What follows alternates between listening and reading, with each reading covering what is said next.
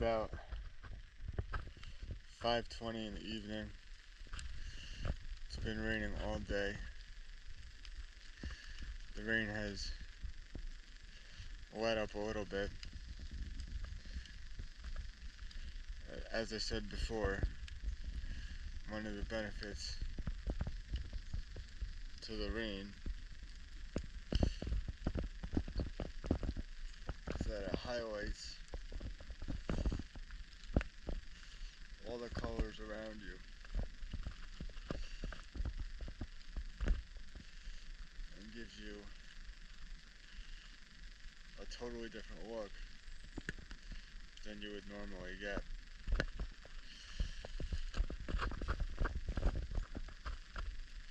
Perfect example is this down log here.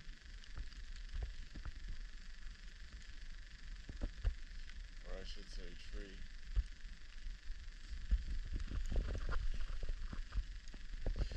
Its coloring is highlighted so much better in wet conditions.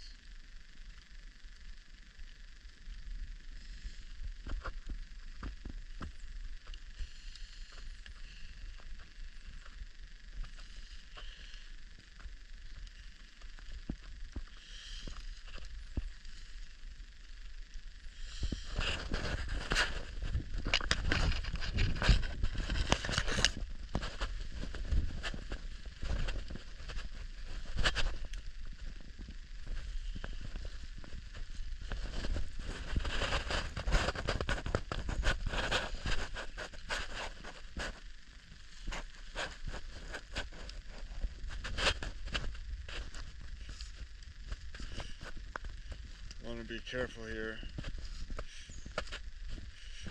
because my camera hand is my dominant hand, meaning that I have the walking stick in my non-dominant hand.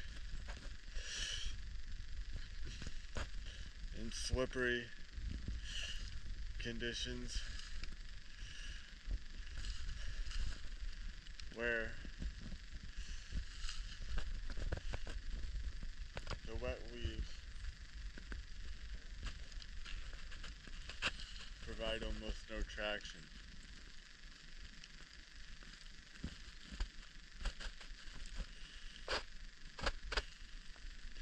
This is a much more interesting look than you would normally get.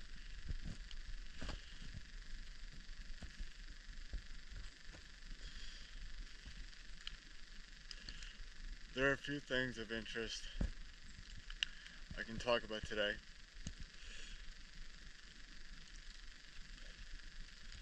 One being an extension of metaphilosophy, as I've been talking about, and another being YouTube.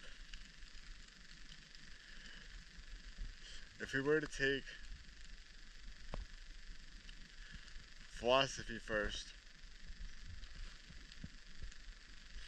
then I would like to extend upon what I've talked about previously regarding the relativistic nature of philosophy as a whole. Now, a big part of philosophy is the idea that claims and extended positions can be refuted. That is, an idea can be shown to be wrong, or at least not on solid ground.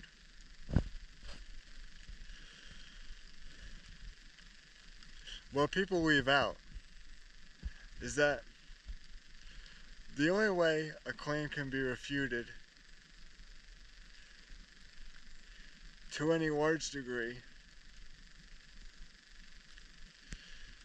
is if people share the same fundamental grounding.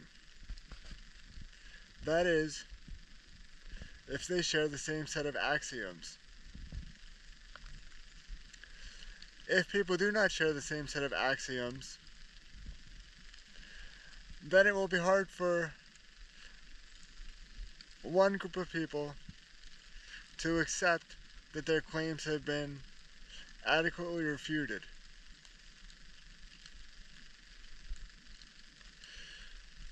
This brings up one of the major limitations of philosophy. If you were looking to say that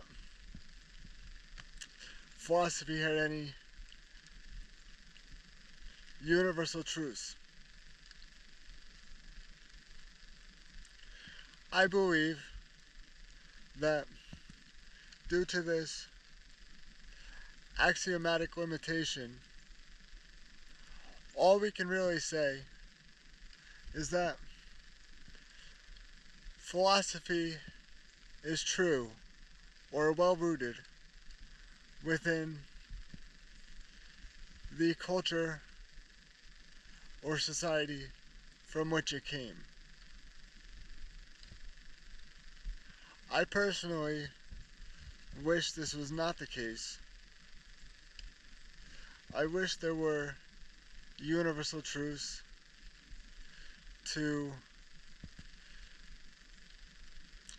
the physical world, to epistemology, and to morality. But I do not think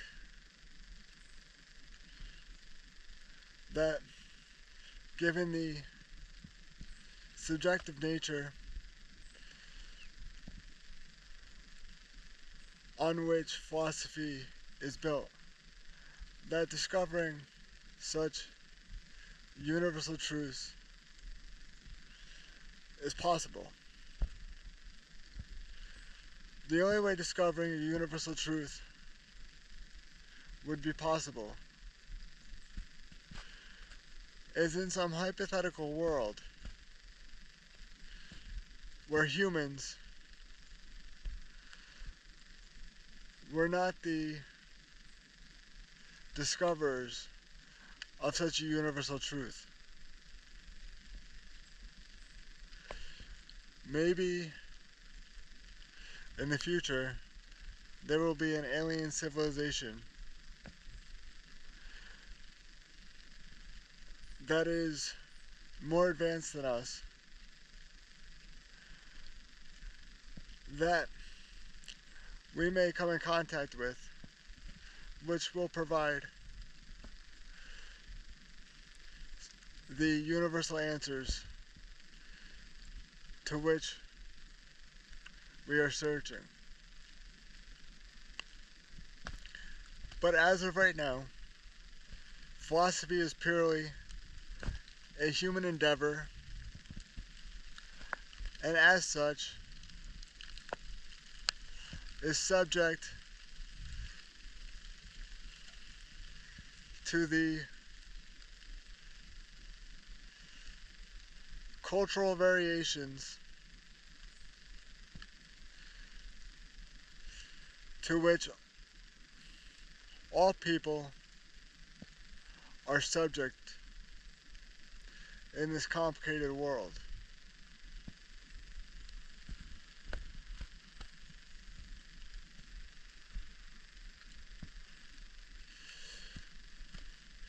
It's interesting that philosophy seems to be broken up into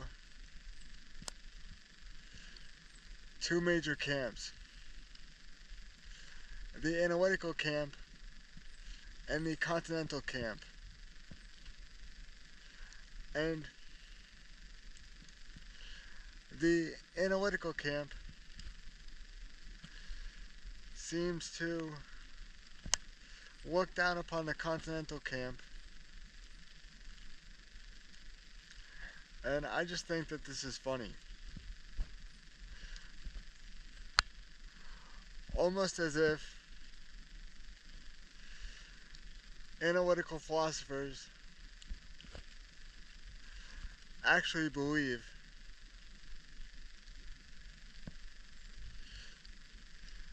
that logic is the key to solving philosophical problems.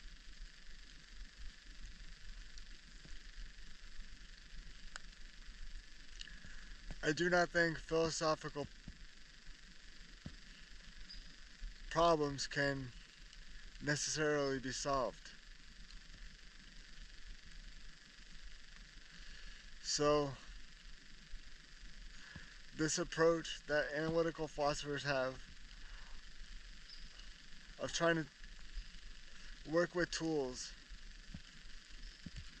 that mostly serve to clarify their positions from a logical perspective, I think is inadequate and doesn't serve to appreciate the full complexity of the world, or the universe for that matter.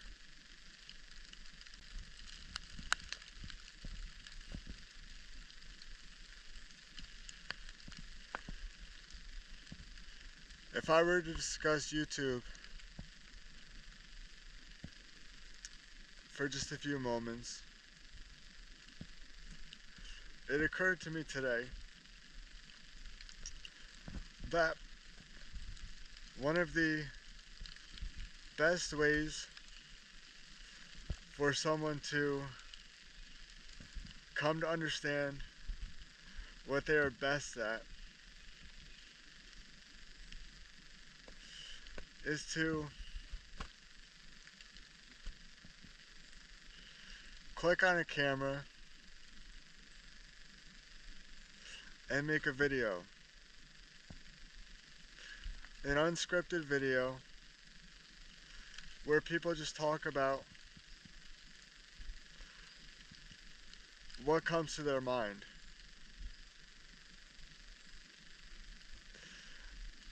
There's so much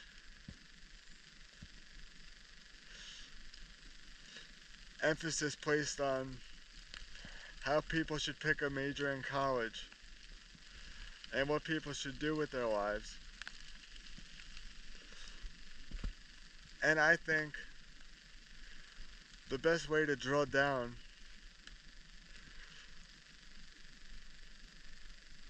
on this particular problem or area of thought is for those people to record themselves talking and see what subject they tend to talk about the most.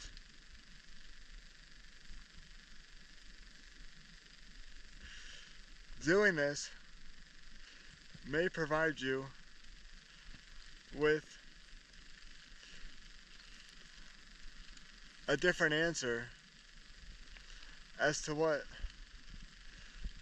you should possibly study or what you should possibly do with your life.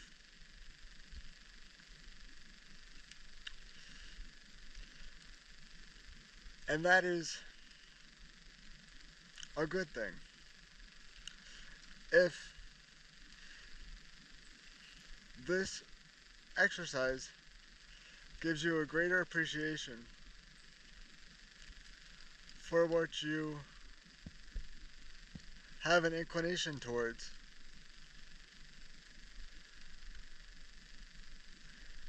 then that small exercise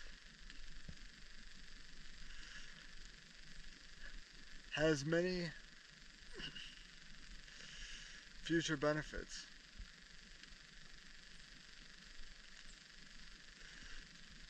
Often, we tend to think that we are better at certain things than other things,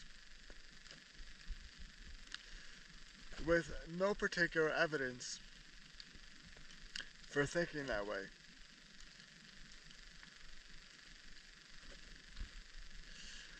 If you can make a video of yourself speaking, that will provide you with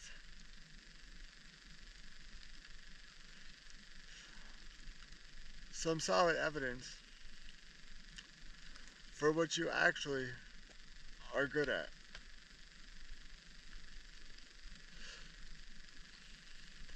If I take myself as an example, and we bring the clock back, I majored in science, but if I had done the exercise I am talking about now, I most likely would have majored in sociology, psychology, or philosophy, because those are the topics I tend to think about and talk about the most.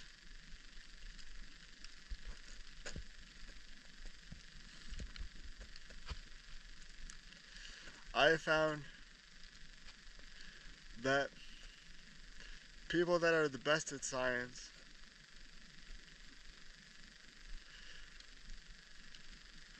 articulate the subject on a daily basis, meaning they discuss it with other people on a daily basis. If you are one of those people, like I was, that just reads about a subject and doesn't have the desire, ability, or audience in which to speak of that knowledge that you are learning about,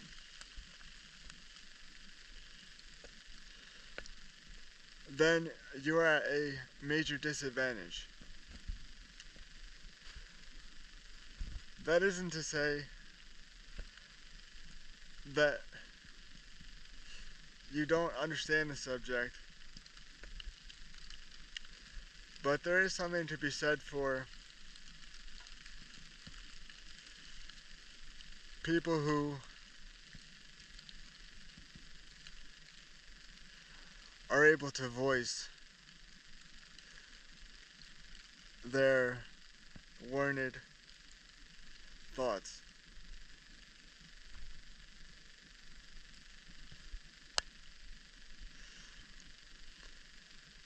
That's the reason teachers say that teaching a subject is the best way to learn it.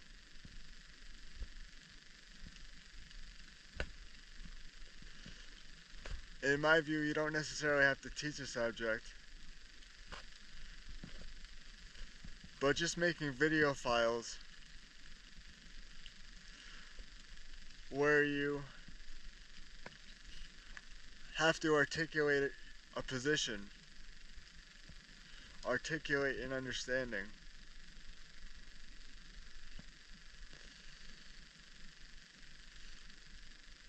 that is very valuable.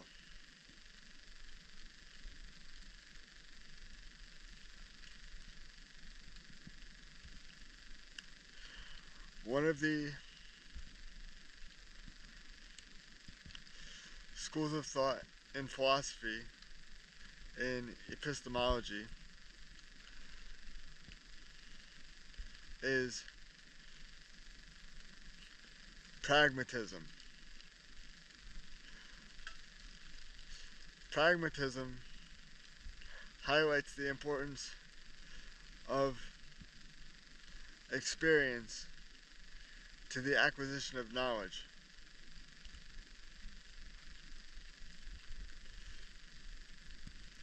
As I said before in a previous video, I am not sure that experience is necessary for knowledge.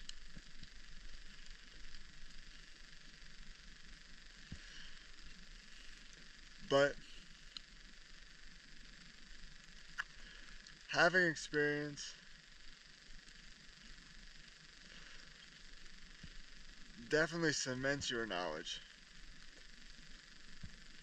If you have experience doing something,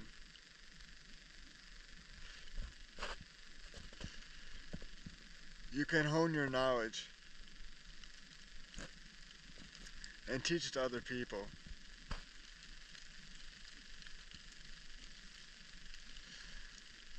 And that is perhaps the most important aspect of knowledge.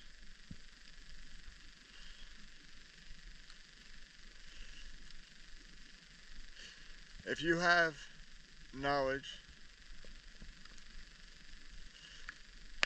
which you struggle to express,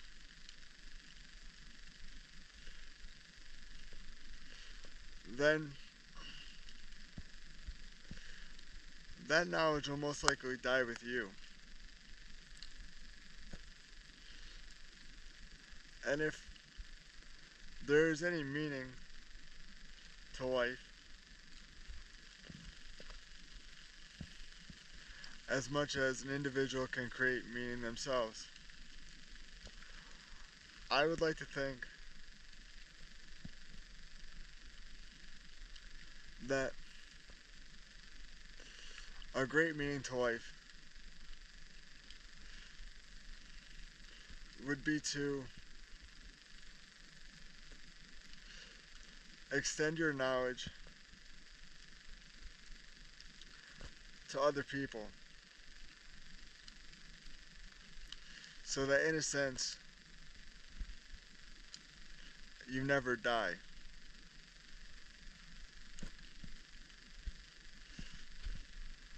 In a physical sense, we all die. But if you are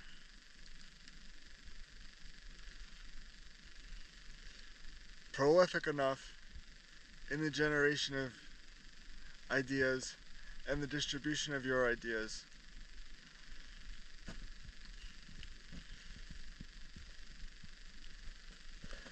then, at least in the sense of intellectualism,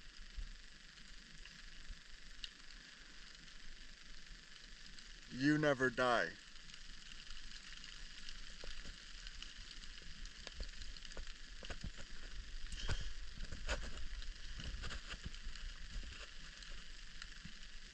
The philosophers of idealism would love this idea because it's an offshoot of the idea that the universe is created of ideas and only ideas.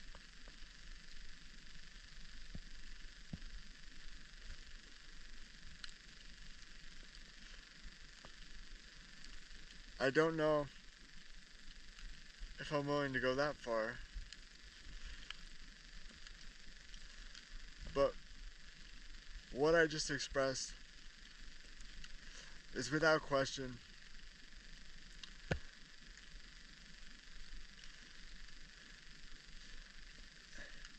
an offshoot of that idea. It is perhaps a capillary to that much larger idea.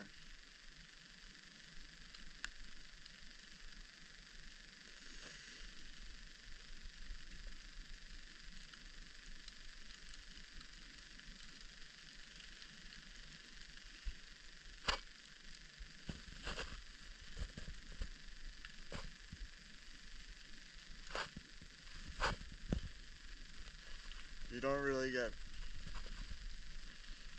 a nice sky today, but the coloring of the woodland is nice. Also, if you notice, if you don't get any wildlife activity,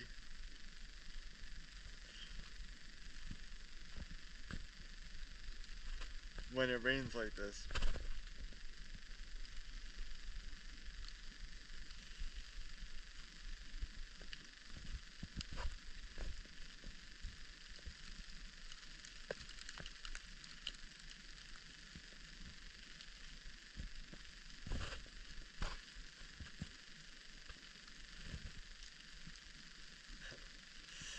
It's a gray world.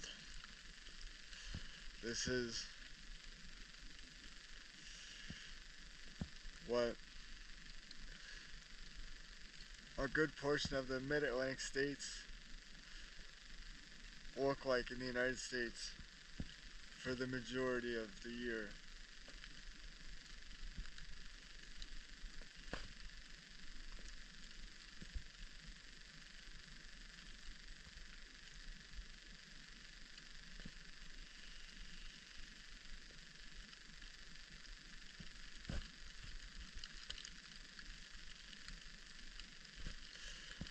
I think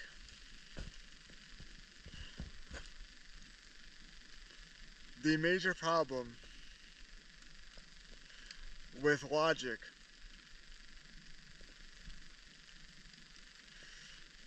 specifically formal logic in philosophy is the attempt to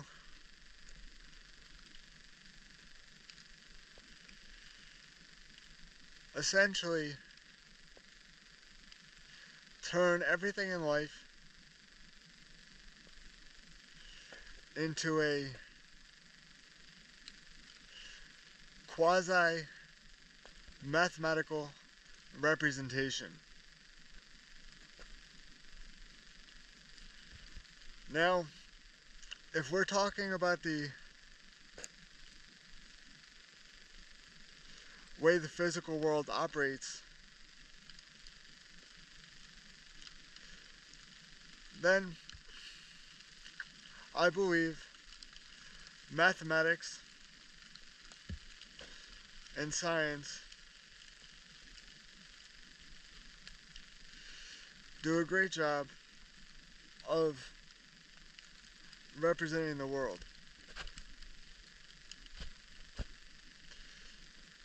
However, if we are talking about the world of ideas, then I do not believe arguments should be dissected into a quasi-mathematical framework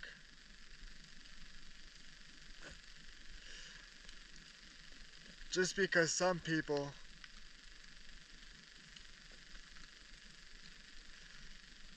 think that mathematics can provide ultimate answers.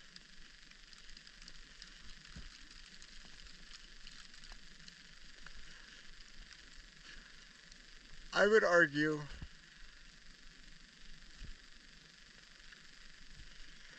that formal logic is relied on too heavily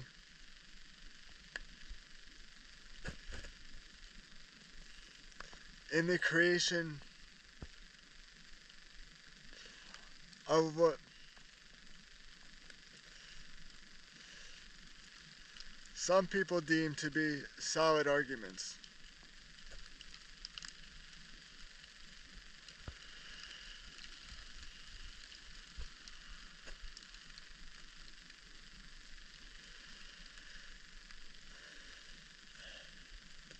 To break something down into a quasi-mathematical framework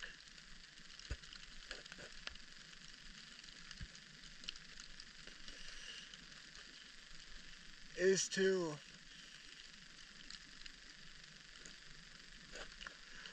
underappreciate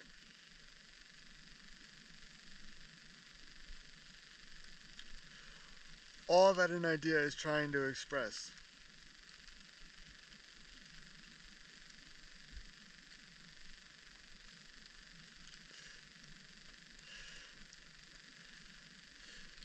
If you are looking for the frailty of formal logic, all you have to do is understand that formal logic only looks to the structure of an argument. It says nothing about the trueness of an idea.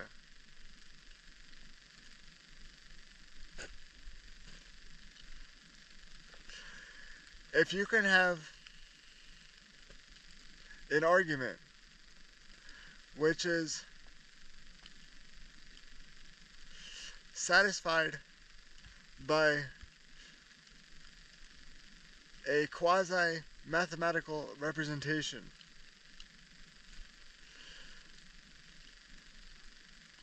but at the same time, that argument is flatly wrong, at least to a great number of people in any given society,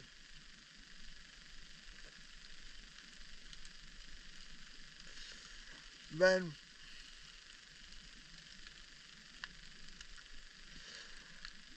that approach to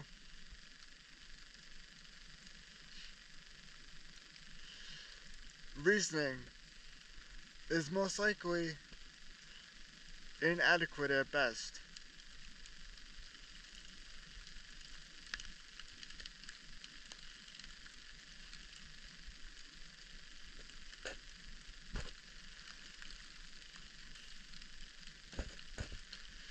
There is a drive,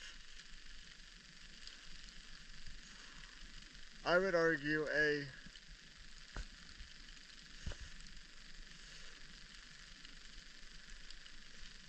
drive of stupidity to make everything in the world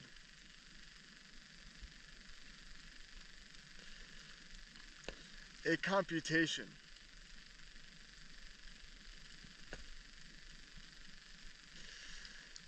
Now, before the advent of computers,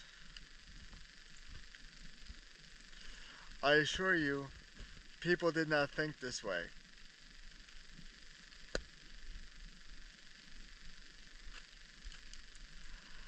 I think we will come to understand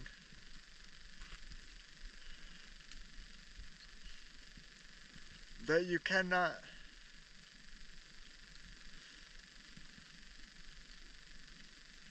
adequately understand the world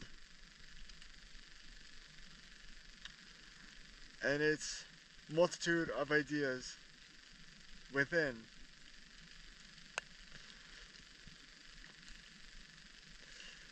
if you truly think that everything can be understood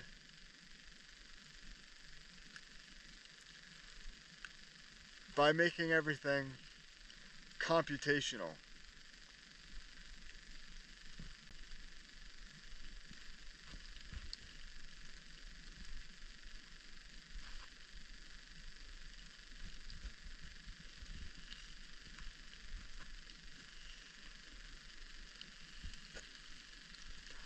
I understand the drive of people to create formal logics because they think doing so will arrive at an ultimate reality or an ultimate truth.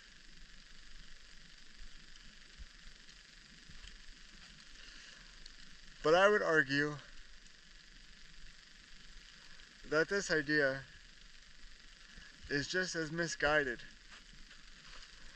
as the idea that religion can lead people to an ultimate truth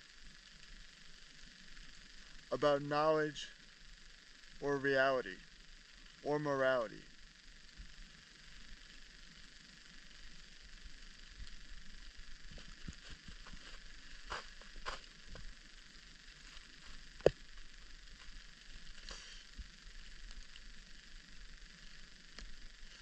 We must be humble in understanding the limitations to our own understanding of what life is.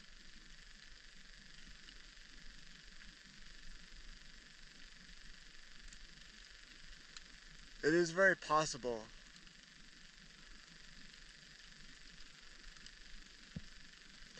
it's almost a certainty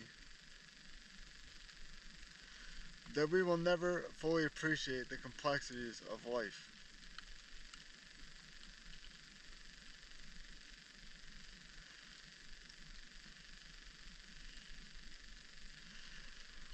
I think at the end of the day,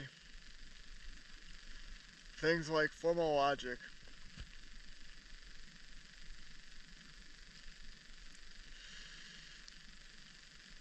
are a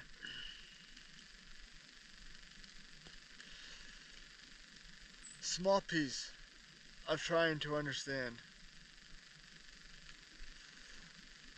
what life is about. I do not think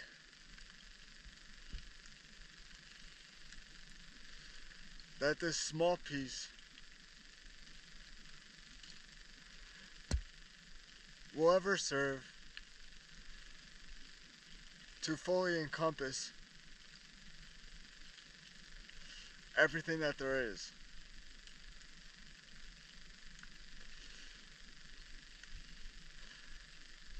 At best, creating formal logics is a incomplete attempt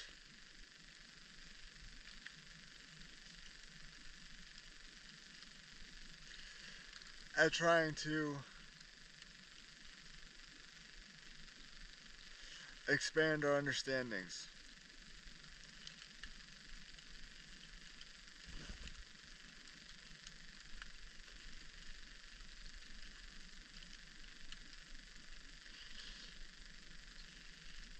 My knees are not in the condition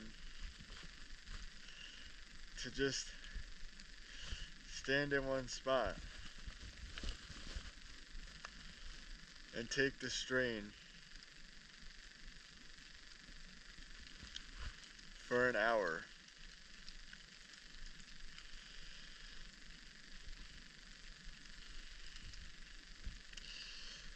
But these videos are fun nonetheless.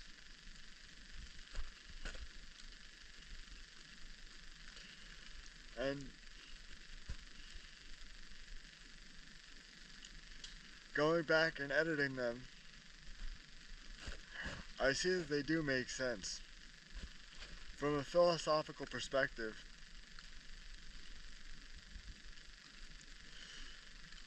I would say that what I've said in these videos is perhaps not totally sound, but sound enough to be interesting to an audience. And all I'm really going for is trying to express my ideas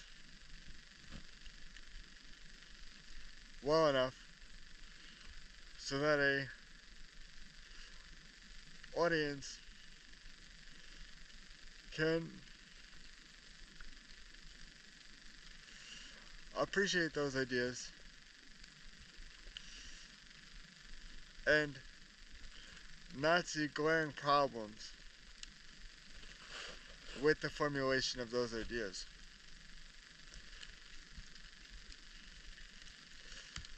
With the ideas as a whole, at least.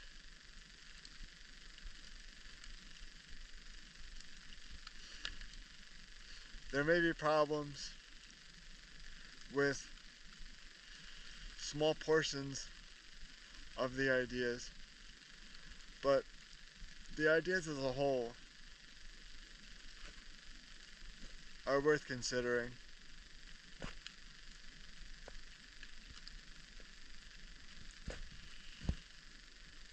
I think it is always a good idea when you stay away from the subject of morality and giving prescriptive claims about things.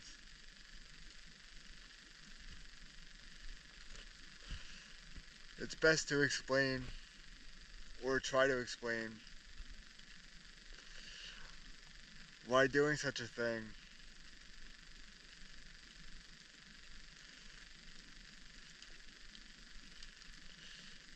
is not appropriate, or is done insufficiently.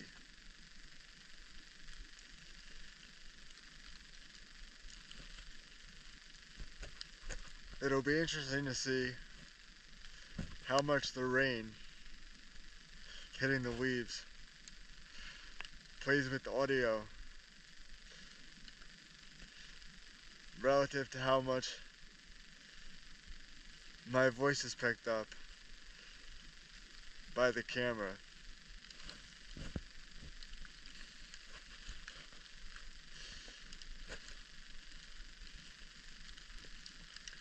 Shooting video outside, in my opinion, will always produce more interesting video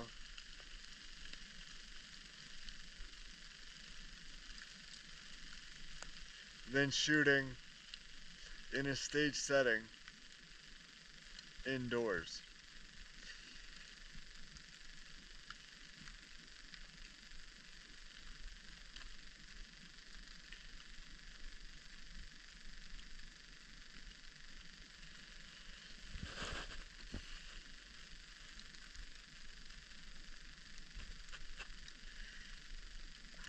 Let's see. 6 o'clock now.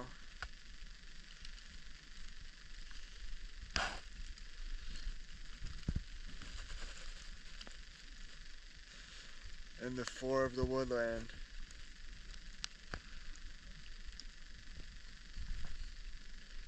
isn't that visible anymore. The only thing you can make out a little bit are the trees. And that's only because the rain has made the bark darker, so they stand out more.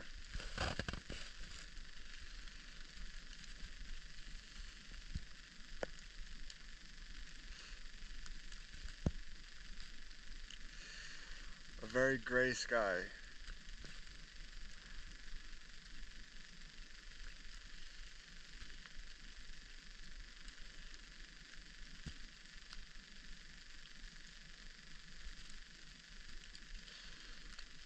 I think that's going to be the end of the video,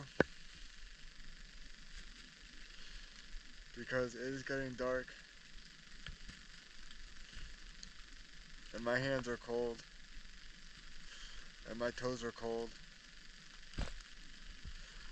and I've run out of ideas, at least for today.